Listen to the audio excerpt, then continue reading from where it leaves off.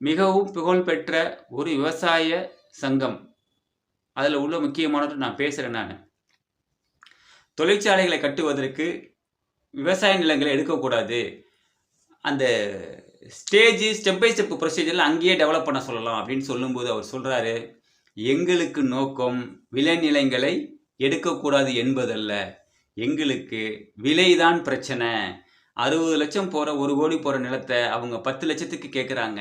1 கோடி ரூபாய் குடுத்தாங்க நிலத்த குடுத்துடலாமே. நாங்க என்னைக்கு 1 கோடிய பார்க்க போறோம் அப்படின்னு சொல்றாங்க. ஸோ அந்த மாரியான மனப்பான்மை இருக்கிறது. தொழிற்சாலைகளை நிறைய விரும்புறாங்க. அதத்தான் நம்ம நிறுத்தணும்.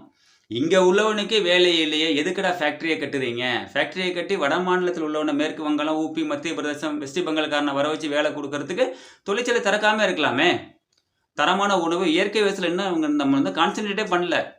துப்புரவு தொழிலாளர்கள், துப்புரவு பணியாளர்களுக்கு அருமையாக நல்ல சம்பளம் கொடுத்து வேலைக்கு வைத்துக் கொள்ளக்கூடிய முடியும். ஏன்? அந்த குப்பைகளை இயற்கை உரமாக மாத்தி விவசாயிகளுக்கு பயன்படுத்தினால். அதுல கவனம் செலுத்துங்க. தொழிற்சாலைகளுக்கு நீங்கள் கொண்டு வந்தால் வடநாட்டோட ஆதிக்கம் நிச்சயமாக தமிழகத்தில் அதிகமாகும். தனியார் தொழிற்சாலைகளில் வேலை பெறுவதில் முதல் இடத்தில் வடநாட்டவர்கள் தான் இருக்கிறார்கள். அதில் எந்த மாற்று கருத்துக்கும் இடமில்லை. எனவே நமது கவனம் முழுவதும் தொழிற்சாலைகளை தேவையில்லாமல் தமிழ்நாட்டுக்குள் கொண்டு வரக்கூடாது, விளைநிலங்களை பறிக்கக்கூடாது என்பதில் கவனமாக இருக்க வேண்டும். மக்களுடைய வாழ்வாதாரம் பெறுவதற்கு பாடுபட வேண்டும்.